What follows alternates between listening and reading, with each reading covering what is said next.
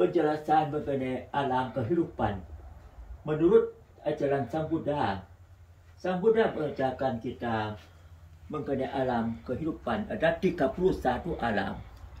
Kita bisa mulai dari alam manusia dulu. Manusia. Orang yang bisa menjalankan Pancasila bisa masuk alam manusia sini. Kalau berbuat baik, suka berdana, menjalankan silat dengan baik, akan naik ke alam suraka. Tingkat 1 adalah Jatuh Maharajika. Tingkat 2, Tawatingsa. Raja Tawatingsa adalah Dewa Indra. Yang ketiga, alam Yama. Yang keempat, Dusita. Sang Buddha sebelum turun ke alam manusia, beliau ada di sini. Sekarang, Ibunda Sang Buddha sudah ada di alam Dusita sini. Alam yang kelima, Nimmanarati. Yang keenam, Parat Nimbaswati. Ini adalah alam suraka, 6 alam suraka. Akibat dari berdana dan menjalankan sila dengan baik.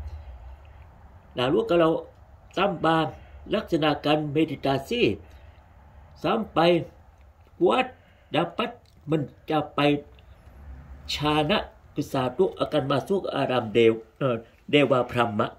Yang ke-1, yang kedua, yang ketiga. Ini untuk orang yang mencapai chana yang pertama. Kalau chana yang kedua akan masuk ke alam 4, 5, 6. Kalau masuk sampai chana yang ketiga akan masuk ke 3 alam sini. Lalu kalau masuk sampai chana yang keempat akan masuk alam 7 alam ini. Lalu kalau masuk sampai bisa menjadi orang yang suci, kesucian yang ketiga akan masuk ke 5 alam ini. Namanya Suttawasa. Ini untuk orang yang masuk sini adalah orang yang bisa meditasi sampai dalam sampai chana 4. Kalau tinggi lagi meditasi sampai atlupa, bisa masuk ke 4 alam. Ini seperti gurunya panggilan Siddhartha yang sudah ala dapat yang masuk ke alam chana, atlupa chana. Ini bagi orang yang baik. Kalau orang yang semua bisa akan turun, kecuali ini yang akan tidak turun lagi, akan masuk ke alam yang bahagia, bisa mencapai arahat dari sini. Tapi yang lain akan turun lagi, balik lagi jadi manusia. Kalau jelek, suka membunuh, akan turun, masuk jadi binatang. Kalau korupsi, masuk ke alam peta, alam asura. Kalau jelek lagi, masuk ke alam neraka.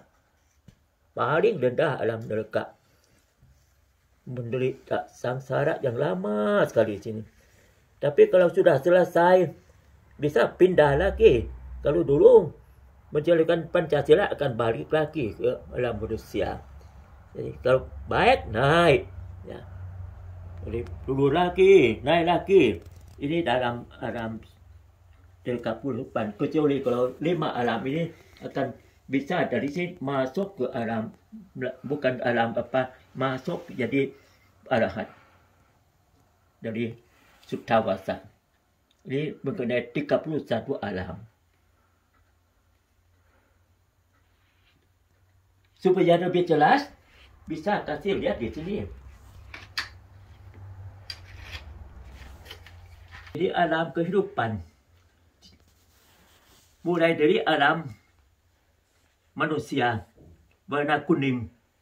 Kita lahir seperti lampu hijau. Masuk jadi manusia. Ya, jadi dewasa. Terus nanti sudah jadi usia tua, nanti sampai meninggal dunia. Nah, ini satu kehidupan sebagai manusia. Kalau baik, perbuatannya baik, suka dana dan sila, menjalankan sila dengan baik, akan masuk ke alam surga. Ada 6 lantai alam surga. Tapi kalau meditasi kuat, bisa masuk ke alam Brahma yang warna bagus ini. Ada 16 rupa Brahma loka dan 4 arupa. Jadi balik lagi. Kalau jelek turun lagi. Kalau manusia, kalau jelek masuk turun ke alam binatang.